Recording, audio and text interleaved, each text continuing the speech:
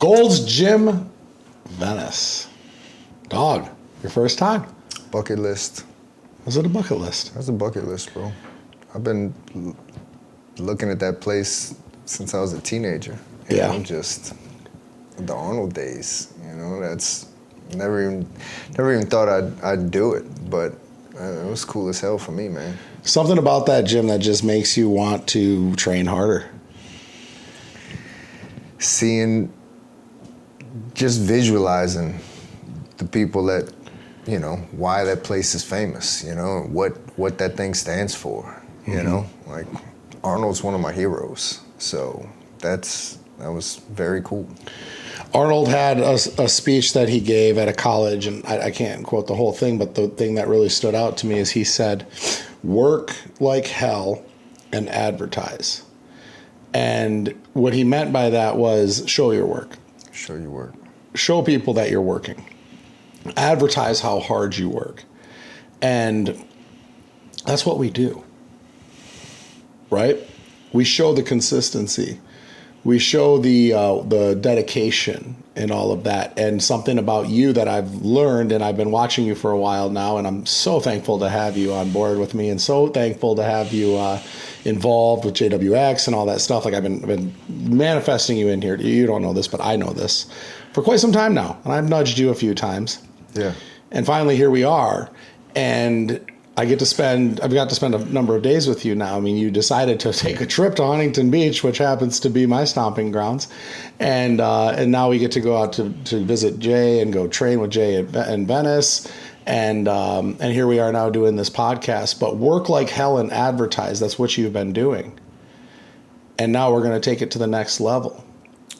But it wasn't always this way. No. Let's dive into that.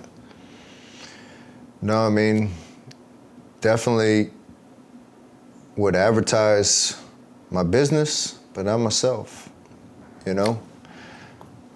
Didn't have that work ethic of self. I always had a work ethic for business. I always had a work ethic for that, but not always the right work ethic to be able to advertise myself. Okay. You know? But were you putting the work in yourself then? I would go through cycles my whole life since high school. I'd put in the work, get in the best shape for wrestling. Wrestling would be over, go through the summer, come back 40 pounds heavier. And I did that every couple of years for almost my whole life until about 39. Okay. Every couple of years, 40 pounds or more. And then do it over. Vicious cycle, vicious cycle, vicious cycle. Do you think wrestling is what caused that? Because again, it is like you got to cut for a match, you got to cut for, you know, then you gain and then you cut, and then all of a sudden, like in your adult life, you're not wrestling anymore, but you're primed to gain and cut and fluctuate. I think my genetics is what caused it, and lifestyle is what caused it. Wrestling is what saved it. Wrestling is what gave me the ability to know that I could cut it. Okay. Wrestling is what's given me the work ethic to know that anything that I put my head to, I can get. So I definitely, if anything, it's my savior and not the opposite way around. I've worked with a lot of guys in sales departments and management capacity and all of that, and I've learned that in business, some of the best dudes that I've worked with in sales and management and all of it were college wrestlers. Wrestling in general is a mindset thing that I think sets you up for anything. And I tell anybody and everybody there's nothing more important that I went through in high school than wrestling. Like, I couldn't tell you a single lesson I learned from a teacher, but I can tell you all the lessons I learned from my coaches. What was the best lesson that you've learned? That you can feel like you couldn't take another step and you still have enough inside your head and your mind to cross a desert. If your parents or your child or your sibling were in life's danger, you may have been in a spot where you think you couldn't move another step and you can cross the desert. Interesting dynamic with wrestling because it's a team sport, but you're out there alone. It's a team sport together, brotherhood. You know, you earn your blood, sweat, and tears together, so you have that brotherhood. But when it gets to the mat, it's you and you only. Nobody else to blame. You know, so that definitely is a unique aspect to it. Because you have the team. The team's, that's your brothers. You know, you have to put in that work together in order to be able to put it out on the mat. Yeah. But when you're all on the mat, there's nobody else to blame. I love that. I love that. That's yeah. There's like a high level of personal accountability too, right? Because you have to make weight. You have to do the things off, you know, outside of practice and competing to do that. So there's a lot of personal accountability. Yeah, you know, what you do in the practice is one thing, but just like you said, that personal accountability, you still got to cut that weight. You still, you know, everybody's in the gym and everybody's watching you at practice, but when you leave, you know, the meets tomorrow, you may have whatever amount of weight you have to cut, right? And either you did or you didn't. So let's get into that. So basically behind closed doors. Because what you do when no one's watching is how you're going to perform in real life. And that's a great point with wrestling, but that's how it works. That's how life works. And I've talked numerous times about people's work ethic and how they say things like, oh, yeah, they're working really hard. They're delusional, right? And you can only really prove that you're working very hard by the results that you have. And unfortunately, if you're showing 50% of your work, but the other 50% is bullshit, you're not actually doing anything, well, then it ultimately shows in your results. Even if you get some results, cool. But if you're leaving meat on the bone, money on the table, or whatever, you know yourself. And for somebody like yourself who's a business owner, somebody like myself who's a business owner, I can look in the mirror and know that if I didn't hit a number, if I didn't execute properly, I only have myself to blame. And if I actually audit myself and I look at what I did throughout the week or the month or whatever it is, that I can find the holes. I can find the areas I got lazy. I can find the areas that I completely lied to myself, made excuses, justifications, and things like that. So what are your thoughts? It really makes me think about fitness and how many people were just talking the other day. Somebody was like, I can't understand why I don't lose weight. I eat right. I eat this. I eat that. And then they had somebody that was like a best friend that was like, no, dude, I saw you do this. I saw you drink a bottle of wine at dinner. I saw you eat all of the bread. I saw you eat this, that, and that, right? And it's like, they start really, just like you said, finding the gaps, finding the holes. They might have ate good during the week, and then on the weekend they did all of this. So you find those holes. It's like, and they're almost, they'll look at the big picture without the little details, and the little details are what make the ordinary extraordinary, right? Exactly, and that's your thing. It's the little details make it extraordinary. So auditing. When you audit, you know the glaring things. You know the big numbers. You know the big picture. But when you audit, you go into the details. And it's so funny when you truly conduct an audit, let's say like on your P&L or your financial statement in general, and you start to add up all the little details, and you realize that sometimes those little details, and oftentimes those little details completely outweigh the big things. All of the little holes, all the little gaps. Let's say death by 1,000 paper cuts. You know? Yeah. Brutal. And we do it to ourselves. Yeah. So what's the solution? For one, doing an audit, right? How many people have the true accountability to do a real, honest audit, right? It takes some inner work to be able to face that music and look at those little details and see not the portrait that you painted yourself, but the back ends, you know, the little things that you don't show the rest of the world. You know, like you said, the behind closed doors stuff that you don't show, that aren't in the facade of life that we, you know, try to show everybody. 100%. I agree. And for me, I've learned that there's two things that are huge components, because I'm the biggest fucking liar to myself there is. I will justify everything. I will make every single excuse if I'm not held accountable. Well, that doesn't mean I can hold myself accountable all day long. But what I'm better off and what I've learned is that I just need to find the person who has what I want or knows what I want and how to get it, and have them tell me exactly what to do. Period. And I think most people are this way. They just refuse to admit it. But I've learned that asking for help, investing in direction, and actually taking it and being honest with that person can get me what I want. Awesome. Let's do it. And then the other thing is being completely open. Work like hell and advertise. Wide open. I put everything out there.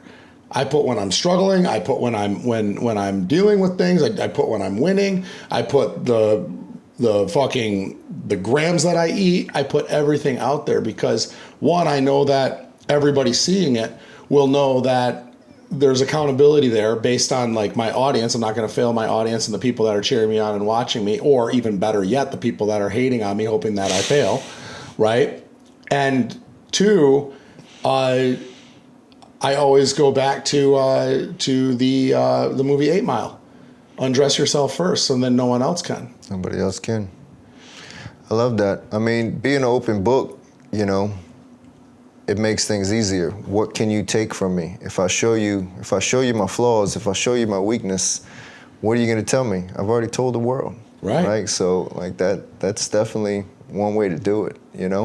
We all are human. That's what also makes us relatable. Mm-hmm. When you're trying to put forth just that facade that we talked about, then you get more haters, right? But when you are open and vulnerable and let people know, this is me, good, bad, and ugly, then you're going to get more people to love that because they can relate to that. They can see, especially if you're in a position where they want to be like you, right? When all you have is the facade, it seems unreachable. But when you show the gaps and the flaws and the holes, it makes it relatable and it makes them want to connect with you more. So now it's he's human too. He's not just Superman, right? He's human. He has holes, he has gaps, he has things he has to struggle with, right? And so that opens it up and makes you more relatable, makes you more likable, makes you more lovable. I found that the people who don't do that are the ones that fail the fastest and the hardest. When they hit the wall, they hit the wall. Hard. When the facade runs out. Oh. It's a brick wall. It's brutal. It's a wake-up call. Staring you right in the face the entire time, but you keep wanting to look away. Because you've conditioned yourself to literally lying to yourself. A lot of times when that does happen, if all there is the facade, then there's normally a lot of underlying things, right? Some big time things. If all they want to show is this, if they can't show any flaws, right? And that's when, just like you said, those will hit the wall, and they'll hit the wall hard because they've got so much underlying issues that they're afraid to share. Was that you? I don't think so. I mean, I've always been pretty open, but you know what? There's obviously, I haven't been that open, going through parts of life. So I guess maybe in some ways, you just open something and I may be reflecting on later. Yeah, I would say if you could indicate a moment in your life that was critical to where you hid, wore a mask, justified, right?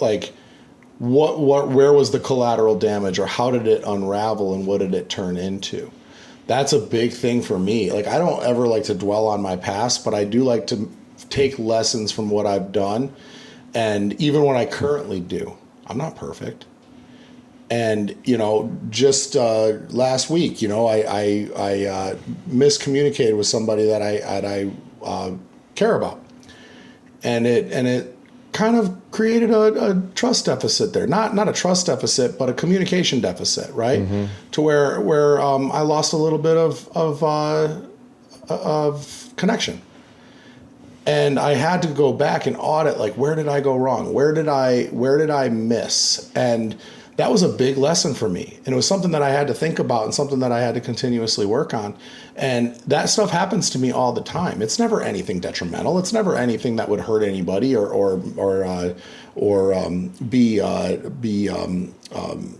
malicious or anything like that. But it's like little things now that you start to expose the flaws when you're so preoccupied on working on yourself that the details start to add up and you start to realize, like, here's where I can be better.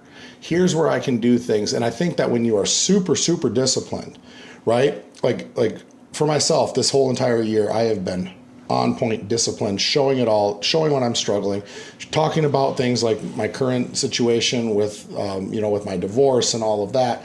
And I have been very, very honest with it. But as I've been more honest with it and open with it, and as I've been challenging myself more and more, it's like I wrote this thing about it. Like, I thought that being super consistent, being super regimented and routine and all of that was going to build my confidence. And sure, it did. But instead, it also exposed a lot of my flaws. And it's funny because my flaws today pale in comparison to my flaws when I was out drinking, partying, using, cheating, lying, doing all that stuff.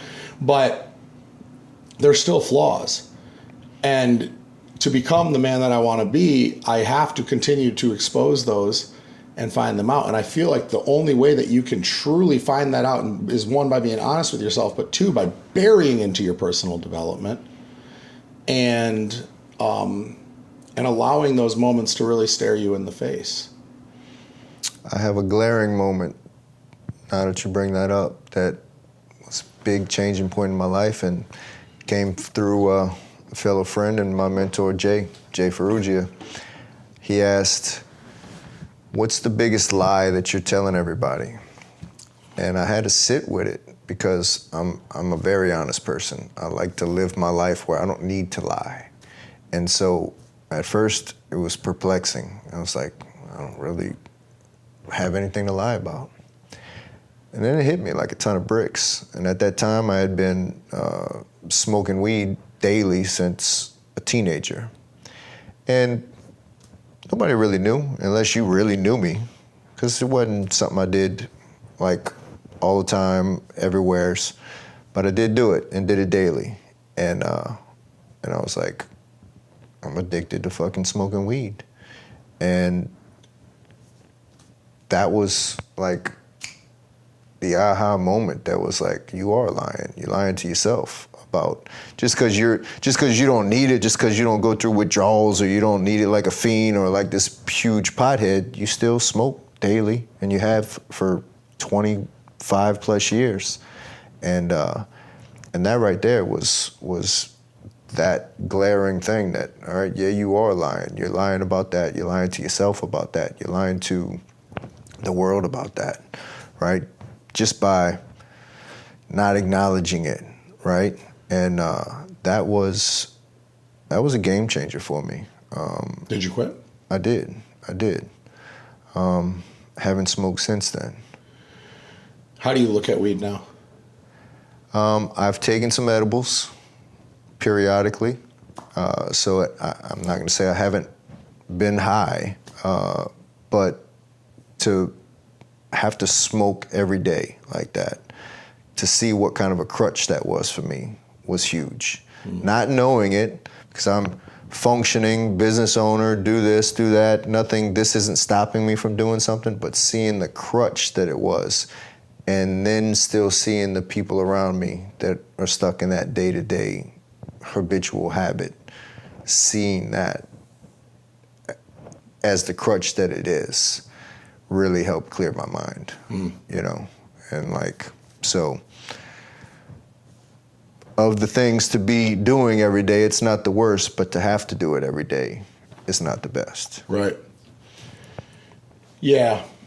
I have mixed emotions about weed because, I don't care if people smoke. Like, it's not a big deal. Yeah. I grew up smoking weed. It was never anything that I was like hooked on or addicted to. But when I look back, it was like, well, I wasn't hooked on or addicted to it because it's not really physically dependent, but I was.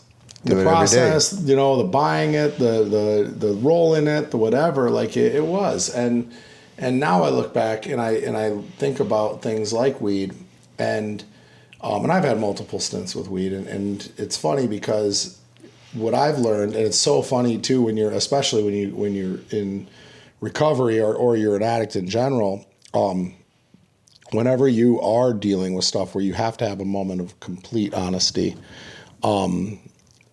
it's so much better to go through things, growth, hurt, breakup, loss, whatever. It's so much better to go through things sober, regardless of what type of high it is, regardless if it's no big deal, it's just weed. Yeah. Being able to sit and be honest with yourself and not need to mask it and not need to feel better is powerful. It's clarity. And you said it like it's almost like you cannot be honest with yourself if you're dependent on any type of substance. It's hard to. You can't be comfortable with yourself. You're not comfortable in your own skin. You're trying to escape, even how small or minor or whatever that little tweak is, right? Until you can be comfortable in your own skin, how can you be honest with yourself? And when you're addicted to any type of substances, to do that, I think it's hard to find your true self. It is. The brain can't pick and choose what you're masking. Very, very hard. Impossible. It just can't. You can't smoke to be happier. You can't smoke because you're sad without blocking out the happiness. It's not possible. It's fake. It's fake. It's a fake, false sense of present moment. Altered reality. Yep. You're trying to ingest something to make you feel present. Yeah. And what do they say? What does Jay say? Presence is the ultimate gift, right? So you want to give somebody the ultimate gift, wrapped polluted. Yeah. It's not the true self. No. It's never been. No. Your most authentic self is authentic. It's you. It's you if you feel uncomfortable and you wish you were high, but you're dealing with it anyways. That's your most authentic self. And you do that enough and it gets easier and easier, but most people can't do that enough. Most people can't go to the bar and talk to a girl without having a little buzz. Yeah. Most people can't watch a sporting event. I always wonder this. Guys that want to watch football and get smashed. Or do they really even like the sport? They like getting smashed. They like getting smashed. They like getting smashed. Do you like fishing or do you just want to get fucked up on a boat? It's almost an excuse to get smashed. To me, that just seems like unfulfilled. I know for myself, it was, when I used to golf, I would associate going out golfing with going. And for me to go out golfing, it was not just booze. It was mushrooms, cocaine, weed, everything. I would be, 3 ways sideways and still crushing, but fucked up. Yeah. And I actually gave up golf for a little bit because I wasn't sure if I enjoyed it sober. It's a different experience. It is. And now I love it sober. But you have to start, again, this goes back to audit. What do you even really enjoy? What really brings you pleasure? What brings you purpose? What allows you to truly be in the present moment? What allows you to truly be in the present moment? Self-work that I've been putting in, What does that look like? I mean, what I tell everybody is it starts with health. When I totally locked in, and granted, my whole life, it's not that I didn't work out. I always loved working out. I always had some sort of physical fitness in my life. But to dial in the rest of the health, eating properly, completely dialed into that, and not drinking and partying and smoking and all of that. That's the whole picture. And when I dialed into that physically, it let me dial into here. right? And just like you said, it's like a crutch. Like, can't go hang out with your friends without smoking. Can't go on vacation without getting drunk. Can't go over here without partying and eating and everything else, because it's what you're accustomed to. Having to relive that and having to be able to go do something sober that you would normally be 4 drinks in before you got there, right? So trying to be comfortable with that is still, in some scenarios, super easy, in some scenarios, still uncomfortable. Have you ever been on vacation with another couple or friends that don't drink and are super into health, fitness, personal development, and things like that? No. Oh, it's so much better. Yeah. First of all, a week-long vacation feels like a 10-day vacation. It's so much longer. It's so much more present. It's so much more enjoyable. Yeah. You're fucked up the whole entire trip. It blurs by, and then you're going home just with less money in your pocket and a hangover. And needing a vacation from your vacation. Yep. Whenever I book like a resort or something like that, the first thing I look at is the fitness center. Yeah. First thing I look at is the fitness center. And I stay even more routine when I'm on vacation, and I feel so much better day to day. I love it. I mean, people will say, how do you work out on vacation? Like, I love working out on vacation. It's the best. Like, you're going into a different location. You're going into a different environment, a different air, a different space. You go run, look at the city, look at the, like over here, I'm running on the beach, right? And it's different. Like, how can you not, right? Look at the people that are in the gym with you working out when you're on vacation too. And then look at the people out by the pool fucked up by 11 o'clock in the morning. Like, it's night and day. It's funny when you go to different cities, you'll see what cities have more of a health aspect, whether you're the only one in the gym or whether you're in a gym that's full of people, right? Like, what kind of city you're in when you do that. It's fucking funny. I love it. Over in Cali, you're going to see a lot of people in the gym. So it don't matter what time of day. It's a different culture. Totally. So I love it. I'm in New Orleans, so it's not the same culture. Interesting. So being honest with yourself, auditing yourself. This is the topic of the conversation because people don't do it. And then they become delusional. The funny thing is the more time you spend in that delusion, the more comfortable you get with the life that you're actually not satisfied with. You're so delusional that you start to create excuses, or you start to justify like why you can't, why you shouldn't, why he can and you can't.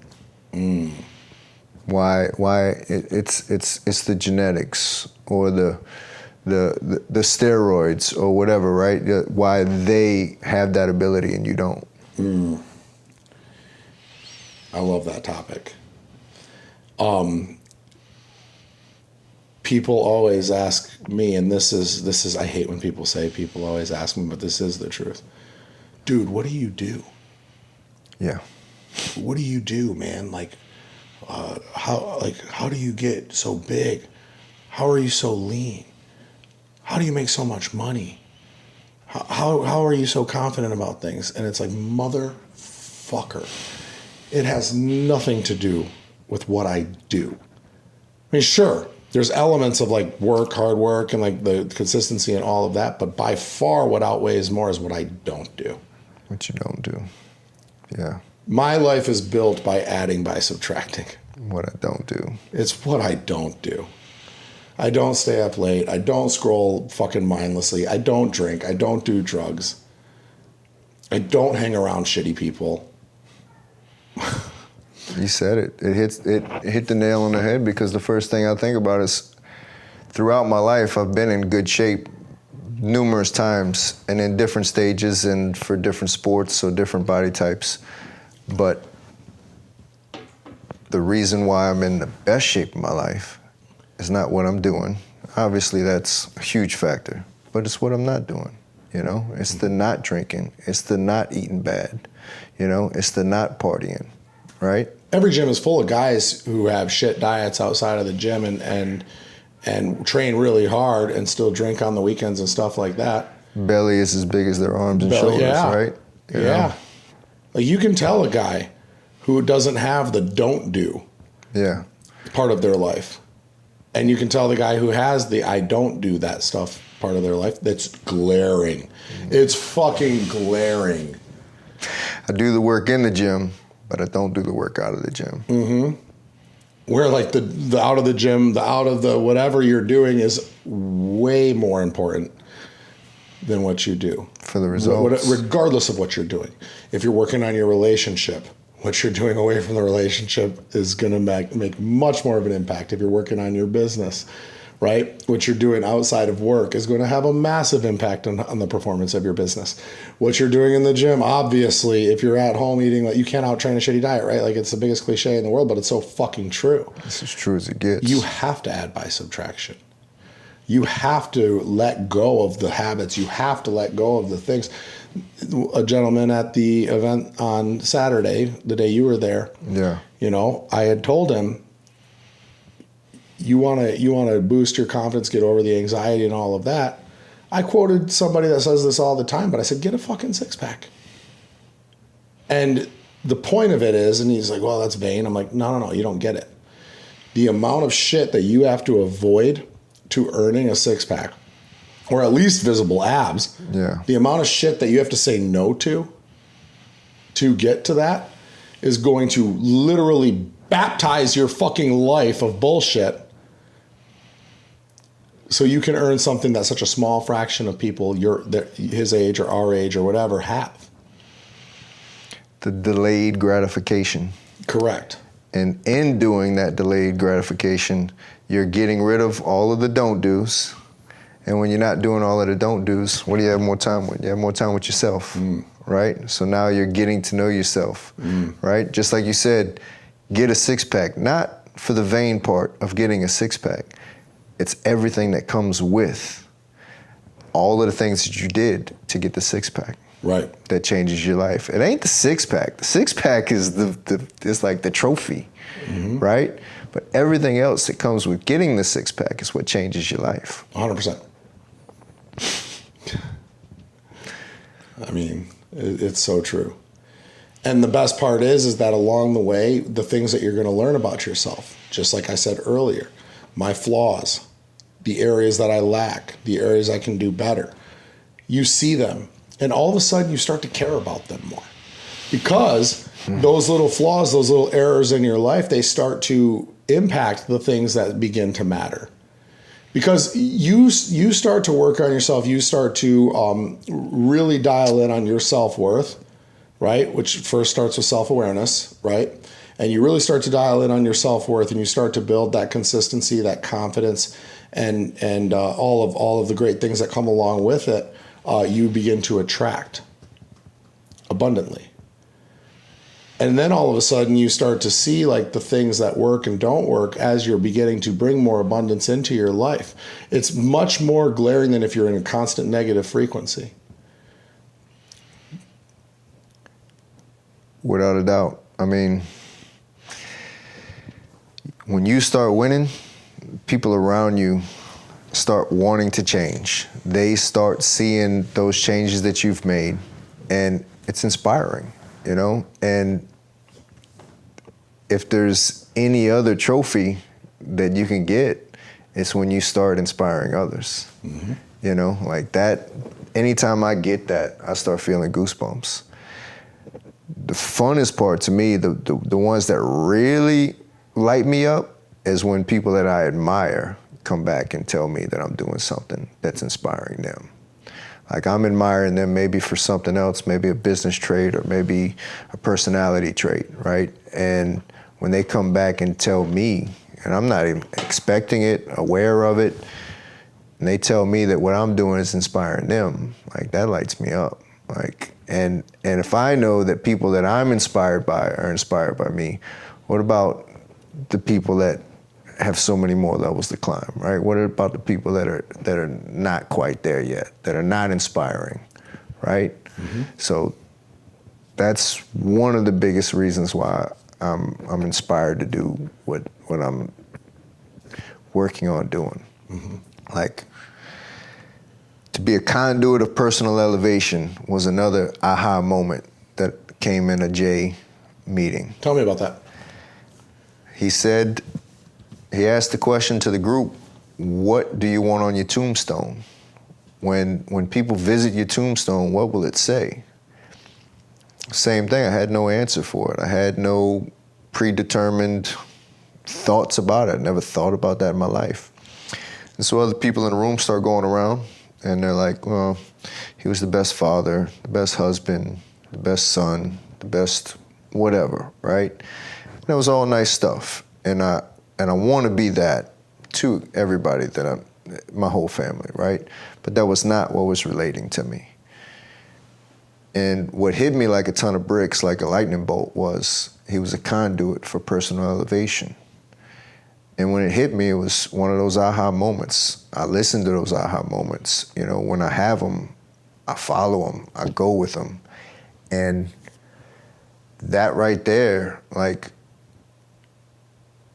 unlocked things that I was unaware of that I never thought of in my life. I've always been, like in sports, that person that's a little bit more encouraging than anybody else on the team, right? Other than a coach, I'm that one trying to push those limits and those levels of any gym partner, any training partner, right? And that was something I never thought about that just has been always natural in me. And once that statement entered my mind, it clicked for me. And like, this is something that's always been in you that you've never thought about, right? It's never come out to me. Like, I've never thought about that until that statement. And I start reflecting and I start thinking about, you know, how I've always been that way since freaking T-ball, you know? And so once that hit me, it kind of helped define what one of my purposes is, right? Outside of being the best husband, father, and family member that I could be, outside of that, my purpose is to help as many people as I can elevate their lives, you know? And if that's what's on my tombstone when I die, I did my thing, you know? In The Way of the Superior Man, he actually discusses that, where it's like, don't negotiate your purpose based on, so what you were saying is exactly like the other guys that were like, I want my tombstone to be best father and stuff like that. Well, so many men will give up what their actual purpose is to become the best father, the best husband, and stuff like that, which is funny because in trying to pursue that and while giving up your purpose, you actually turn off your family, your wife, your kids more than you think. And he makes it very clear where it's like, you know, for the sake of polarity and for the sake of your own well-being, the people that look up to you, admire you, the people closest to you need to see you have something more. What you are talking about is exactly that, where it's like, you know what? I am going to be the best husband, best father that I can be, but that's not what I want on my tombstone. And that's exactly what he's talking about, is that I'm not going to sacrifice one for the other. It doesn't have to be that way. In fact, it probably shouldn't be that way. And so many people lose their identity and lose their purpose when they become a husband and a father. And then before you know it, they're so lost in that they're not actually bringing their entire self into their family. And then the next thing you know, their wife doesn't see the man that she married. Their kids don't see a dad that they look up to. They see a guy that's there. It hits like a ton of bricks. That reminds me of two things, and reminds me of a previous life with the first, not wife, but damn near, working to appease the partner instead of being your true self, right?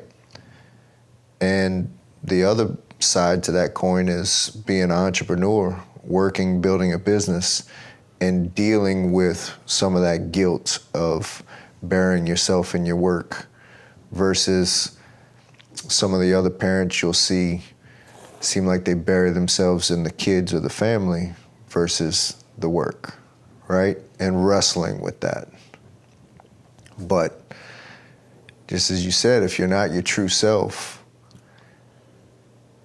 you'll be a shell of yourself, which will then not represent your true self for your family and your kids, right? Mm-hmm. How can you be something to look up to if you can't look up to yourself? Right. So that hits like a ton of bricks. I think that it will be that work ethic and that unwavering resilience will start to wear off on them. All of a sudden, you're going to see the kids who have their parents really hard on themselves, down, depressed, all of that, will become down, depressed on themselves when things don't go their way on the field. You know, in other words, positive frequency goes all the way down to the kids, right? Like they're around positive parents who are constantly doing a lot of work. They're going to end up being more positive in their social life and their sports and all of that. Beauty is, I know that there's a balance to life. There's things that it's a never-ending work that we're all working on in all aspects of our life. It's not just ourselves, it's our family, it's our friends, it's our relationships, right? There's a balance that we all need to constantly keep weighing and reevaluating. But with my kids, I know I'll continue to be the best dad I can be. Because I'm this person right now, I'm a superhero. And with my eldest daughter, through my ups and downs of health, I don't think I was a superhero. And maybe she thought of me as one, but she didn't show it. These girls now, I'm a fucking superhero. Mm. And that's priceless. 100%. And I can have flaws, and I know there's things that I can work on and do better and be better at. But as long as I'm doing this work and constantly trying to be the best version of myself and the best dad that I can be and the best overall and continually working on myself, I'm winning, you know? And to be a superhero to your kids is a phenomenal feeling, you know? Like my little one, you know, she's like, go on a field trip with him, and she's like, my dad's the strongest dad, you know, like telling her friends that, you know, like that's, you know, it's an incredible good, right? Feeling. Yeah, it's incredible. Yeah, it always makes me smile when, you know, I hear like, you know, Max is like showing his friends my YouTube and my Instagram and like all this stuff, and he's like, that's my dad, you know, and it always makes me really, really proud, you know, to be able to be that dad, because I wasn't always that dad to him. Yeah. You know, unfortunately, you know, my son has seen me in the worst places of my life, and my son has seen me, you know, intoxicated a lot and you know, completely out of it and things like that. But now he sees me the way that he sees me. And it's funny, I heard somebody say a long time ago is that sobriety, one of the greatest gifts of sobriety is when your children look at you and they trust what they see. Because they know it's you. Yeah. And they know more than anybody else knows. And a lot more than most people put on. And so many people deflect that fact. But your kids know the truth. Mm-hmm. Your kids know if you're sober, if you're not sober, and they'll call it. And they call it like they see it, you know, and in different ages and different levels of how they will. But they know it more than anybody else. And parents, and I know for myself, we assume that they don't know. And I know naive. That well, he doesn't know any better. He doesn't know what's going on. He doesn't know what's in this cup. He doesn't know about this stuff. But they see your change. They see your demeanor change. And all of a sudden, it's like, that's not my dad. Or that is my dad. Oh, even worse. Yeah. Almost where it's like, when you are sober, they get closer to you and they want to like enjoy that moment more. Mm-hmm. Because they know it's a finite amount of time. Mm. God damn, yeah, no, that hits. That hits hard. And I know that feeling. And we need to end it here. Guys, if you like what you saw, Make sure you click subscribe. We're going to put all of Jacob's information down below so you know where to reach him. We're going to have a lot more coming from him, a lot more collaboration. We're going to be really pushing into this personal development mindset world. I want you guys to go follow him and show him some love. He's got fantastic content. It's so awesome. It's some of my favorite stuff out there. We'll catch you next time on the Justin Wenzel podcast. We're out.